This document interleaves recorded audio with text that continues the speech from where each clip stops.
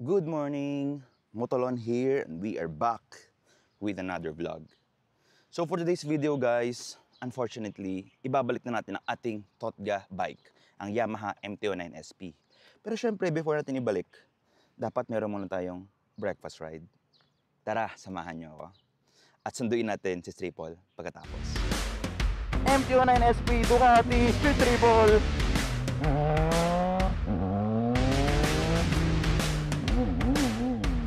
At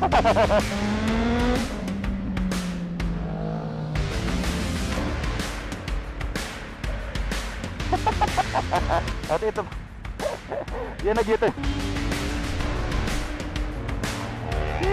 Pogi. Mukha ba itong mga to? Lakas ng ulan. Try natin itong Ducati Monster. Grabe. Namiss ko si Triple. Ayan, so pinahiram tayo ng Royal Enfield.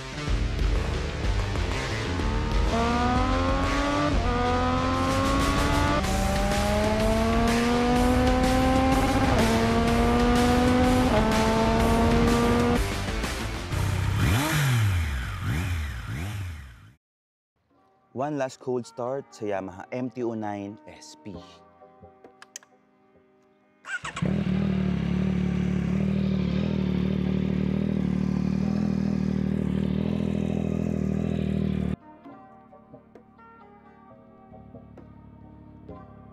Grabe guys, ngayon ko lang na-appreciate yung layout ng TFT ng Yamaha MT-09. So, ganda pala talaga siya. Kasi akala ko nung una parang gimmick lang yung TFT, na parang ay, di naman masyadong ano yun, pag nasa daan ka naman di ka na mag-focus dyan, di ba? Pero now that I'm looking at it, ganda, kompleto yung TFT niya, simple siya. It's one of the better looking TFTs that I've seen.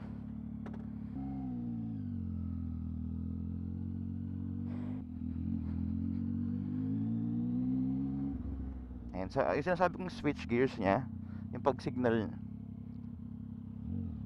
nasanay na ako kahit medyo weirdo yung switch gear. Parang ilang gamit lang, sanay na ako agad. So before tayo mag-proceed sa ride natin, dami nakatingin na tao. Pogi kasi ng motor eh. Before tayo mag-proceed sa ride, gas muna tayo.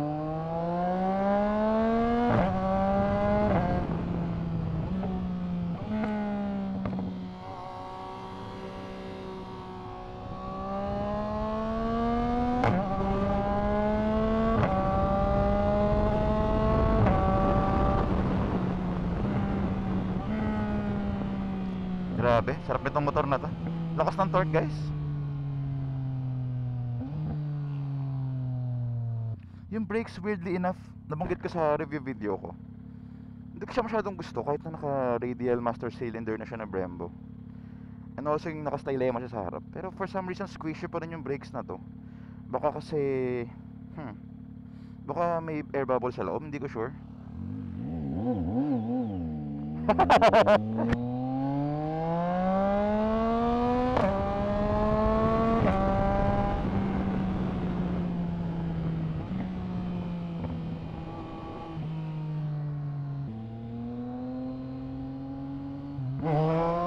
Sarap mag-wheelie talaga dito. Grabe, pumuputok to. Ang lakas nito. Kita nyo kanina nung tinatry ko i-launch ng maayos. Grabe yung ano, yung torque nya. Gumaganon-ganon siya. Sabi hindi ko pa napapractice na maayos yung proper launching dito sa bike.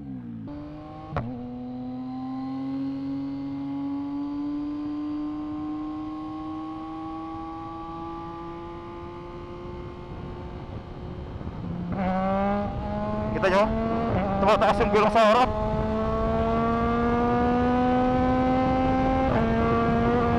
Grabe.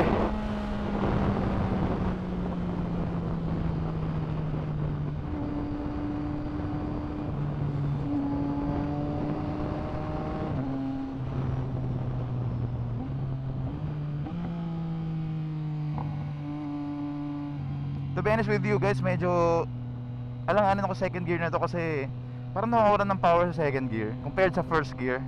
Hindi ko alam kung dahil ba yun sa nilagay na full system ng aking tropa. I think this will benefit so much from a remap. Kung papa-remap siya nung motor, ang laking benefit sa kanya nito feel ko.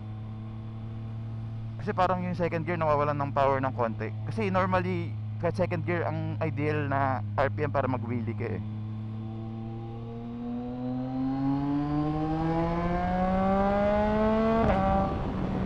Grabe. Pag umarangkada ko guys, ginaganon ko ng konting harap kasi magaan yung harap pag umarangkada ka. Kasi di ba nabanggit ko nga sa inyo yung wheelbase nito medyo maikli compared to triple na napakahaba. Ito maikli siya, so pag umarangkada ka mas may tendency siyang gumanon, tumaas yung gulong. At pag tumataas yung gulong sa harap habang umarangkada ka, gumagaan yung wheel, mas lalo ko nag-wobble na ganyan. Kita nyo yung ginagawa ko sa manibela.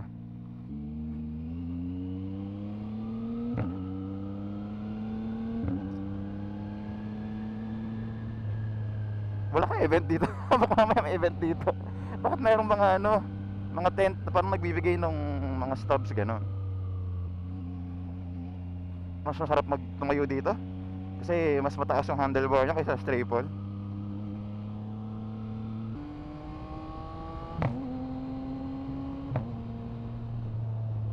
Guys, mas malakas pa yung pops kaysa dun sa actual na exhaust. Sobrang lakas ng pops, grabe.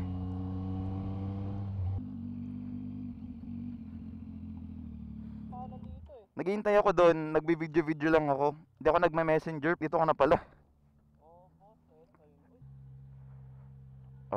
Abante mo ng konti siguro, pre. Kaya na yan, pre.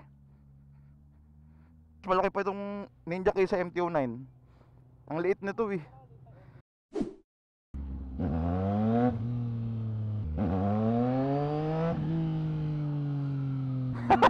Sobrang sarap i-wheel nito, pre.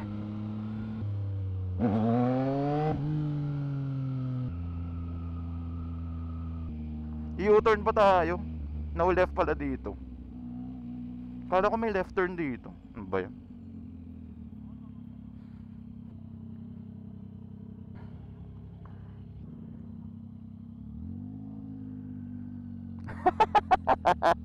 Nice shooter. Ate ito. Yan nag-u-turn. Thank you po, thank you. Thank you. Ito, iting ka na dito, pre. Right anytime naman to.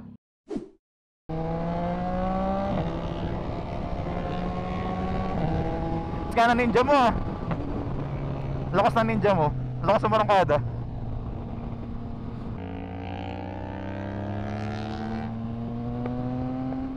Alam mo sa lahat na nakaka-ride ko ng mga riders, kayong dalawa ni Albert pinakakamote.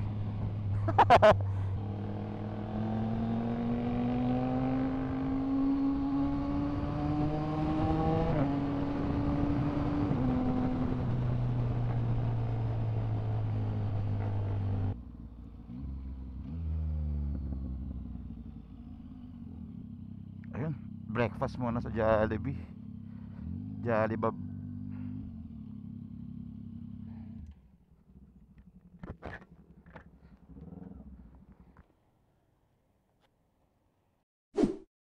And guys, kakatapos lang ng ating breakfast sa Jollibee.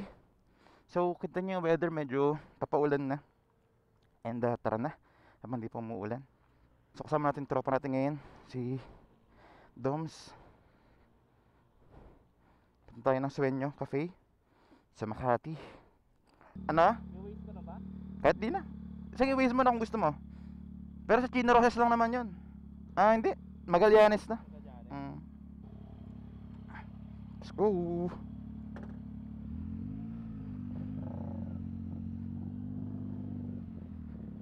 Tara, sa Sueño.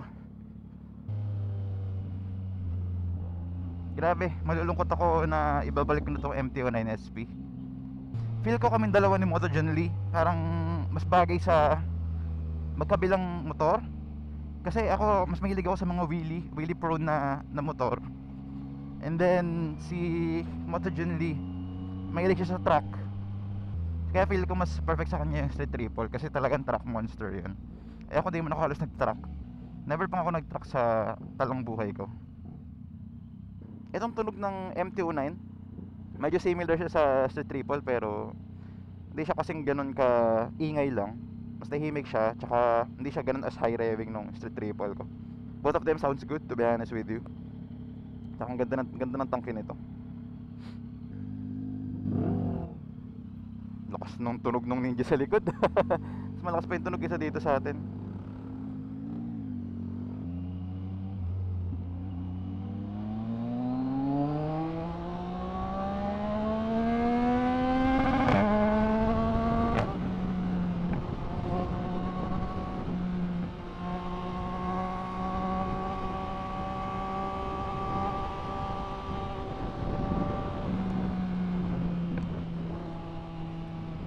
Grabe yung daan dito, matalbog.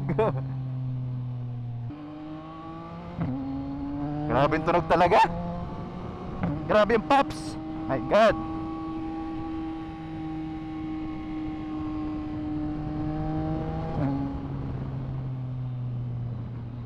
Bah, mga big bikes to Ano to?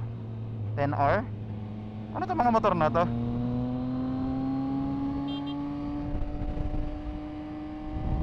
CB 500.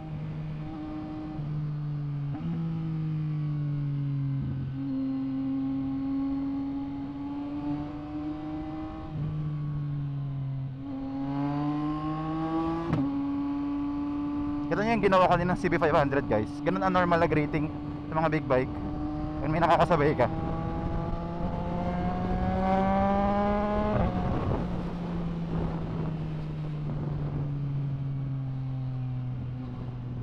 Sarap talaga yun itong motor na to. Sarap niya i-push. Kasi alam mo na di ka bibigoyin ng mga parts niya. Like yung brakes, naka Brembo yung dalawang harap, and then naka Brembo master cylinder pa, and then yung likod naka Öhlins. Hindi ka basta-basta bibigoyin ng suspension niya, tsaka ng brakes niya. Kaya sarap niya i-push eh. Alam mo na kaya mong i-push yung motor.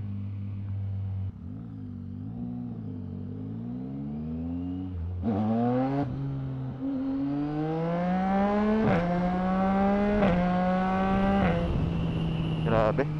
Sarap i-arangkada nito. Sobrang lakas ng torque.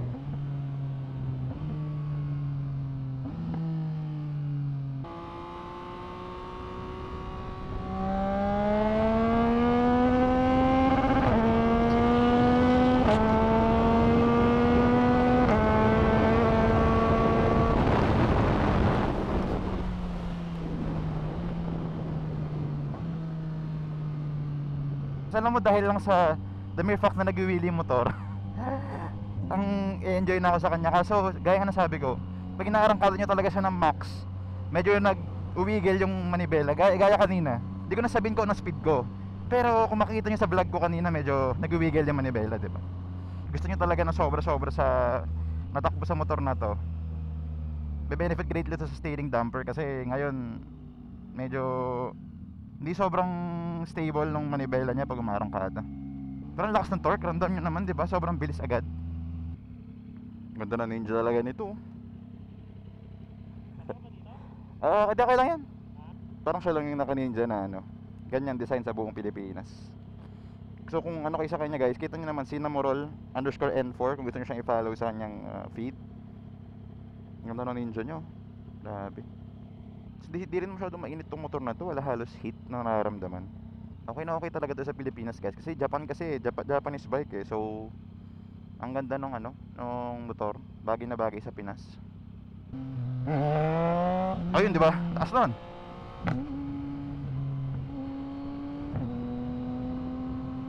Sobrang basic niya i-wheelie.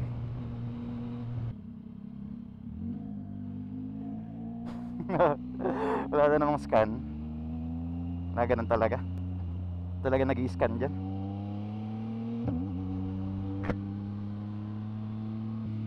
Sarap niya ilin. Pero gaya nga nasabi ko, di siya kasing stable ng triple sa corners. So yun lang yung parang titingin ka sa kanya. Pogi.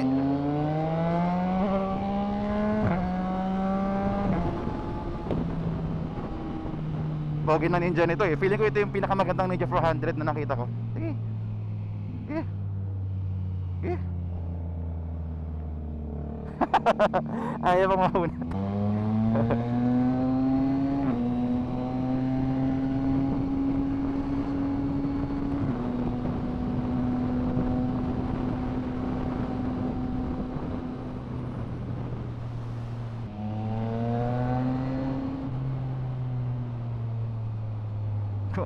Kamukha ba itong mga to?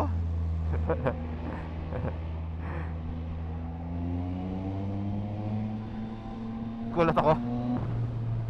Parang umulan dito. Oh my god.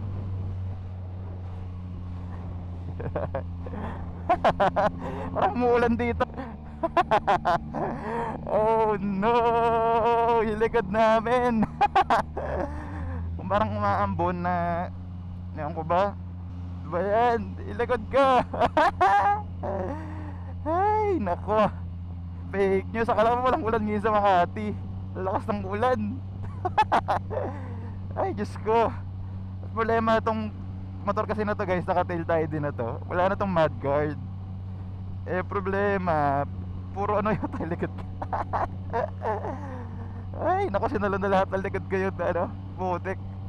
Kabasang-basa yung daan, no? Kahit sabi mo hindi umuulan na malakas sa harap, tilikod ko naman dahil naka-tail tayo din. Ano ba yan?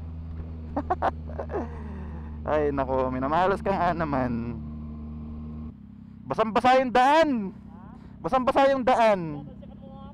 Totoo ba? Yung likod ko wala naman. May putik yung likod ko. Sakto rin sa'yo, basa din. Pero hindi naman umabot sa likod mo. Kaya nga, tas wala namang ulan. Yung floor lang yung basa. Kita nyo guys, wala bayad yung tol. Naramdaman ko yung tubig. Eh no, naramdaman basahin na ka, ano ko. Diba, basa yung gloves ko. Dinaharang ko sa puwet ko. Ay no. Acceptance talaga guys. Yan talaga mga big bike. Kung gusto mong pogi, siyempre titiis ka.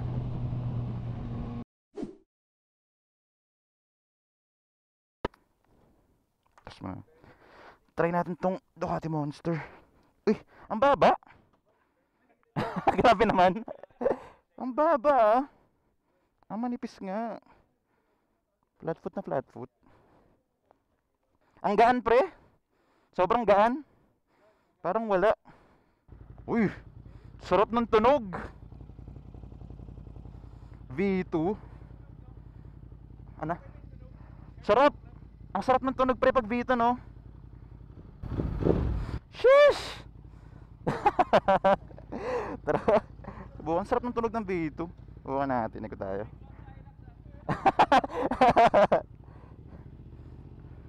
Taas na foot peg. Uy, lakas.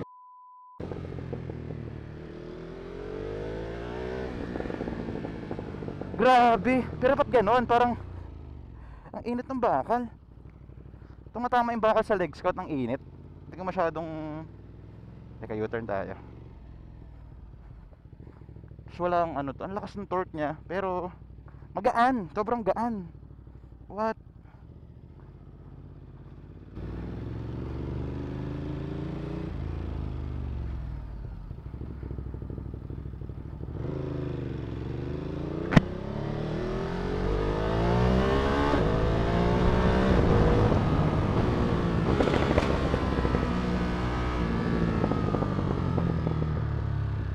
Ito ah.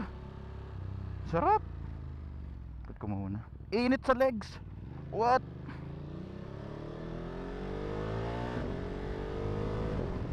Grabe.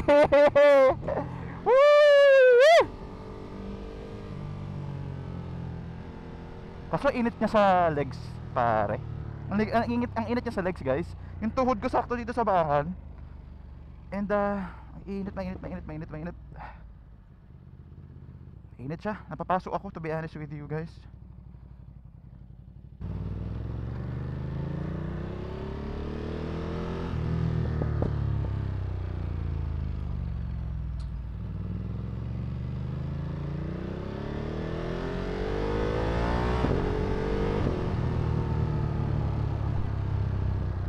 Grabe torque nito. Pero ang init niya talaga. Yun ang una ko napansin talaga dito.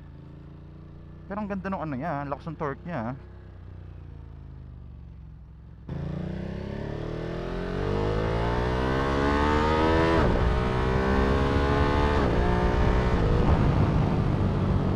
Stable?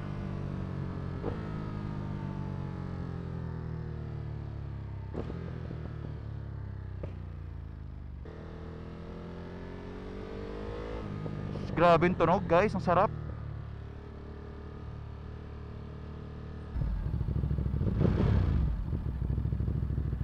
Grabe, sarap.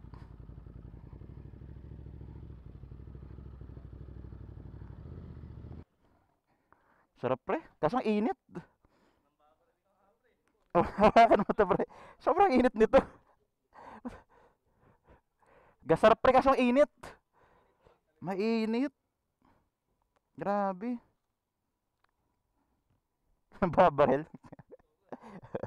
Kaya nga, baka mabawag ka dyan pare ah. Thank you pre. Oo. Parang ano, Harley yung tunog niya eh. Ah, between. Oo. Kaya kanina gumanon eh. Hindi ko nalang pinansin pre. Kaya pala kayo pumasok lahat.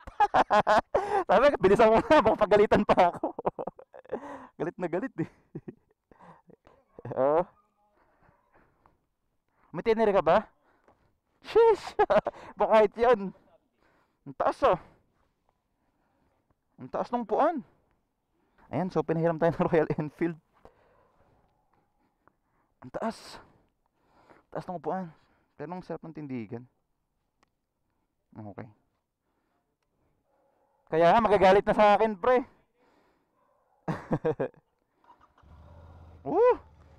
Ganda rin ang tunog ah. Ito ang cylinder. Okay. Ay, ang relax ng position. Ba't ganun? Hindi ko alam yung paa niya. Ang sarap. Ang lakas din ng torque ah. Ilang cc ba to? Actually hindi ko sure kailang cc to. Pero ang ganda. Ang taas. Ang lakas din pre. Ilang cc to? Kaya pala ang lakas. Akala ko 400 lang. Ang ganda rin. Oo. Oo. Uy, ilang? Ano 70? 70 horsepower? 80? Ilan to? 44? Ha? 650? 44 horsepower lang? Bakit? Bakit daw ganun? Ano the reason? Ah, para hindi masyadong ma-stress yung makina. Oo, Tito bike nga. Ay, sorry. Pero thank you ah. Parang lahat ng inihiram mong motor, nasusubukan ko rin ah.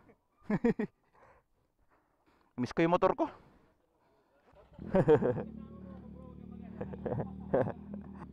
Na-miss ko si Stripol. Bah, ingay nito ah. Pare, thank you.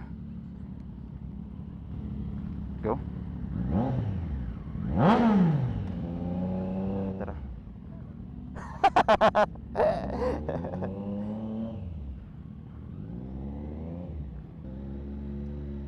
Pare, tara, take off na.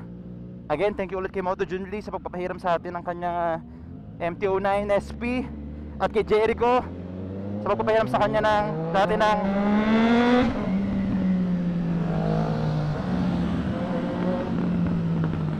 sarap MT-09 SP Ducati Street Triple. Sheesh! Iba pa rin talaga yung ingay nitong Street Triple ko. Sobrang ingay. Sobrang ingay. Hindi nakakatuwa.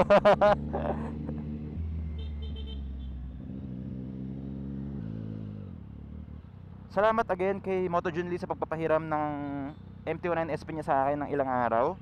And then kay Jericho sa Eco Boy para sa pagpapahiram sa akin ng kanyang bagong Ducati Monster. And also kay 23 Moto sa pagpapahiram ng kanyang Royal Enfield 650. Sulit ang punta.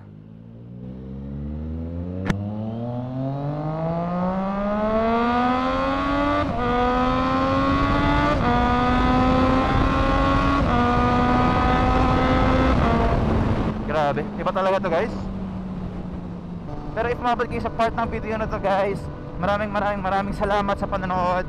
Please like and share kung nag-enjoy kayo sa video na to. And comment down below if anong pipiliin nyo, MT-09 SP, Street Triple, or Ducati Monster. Hanggang sa muli guys. Dito na lamang tayo. Motolon out.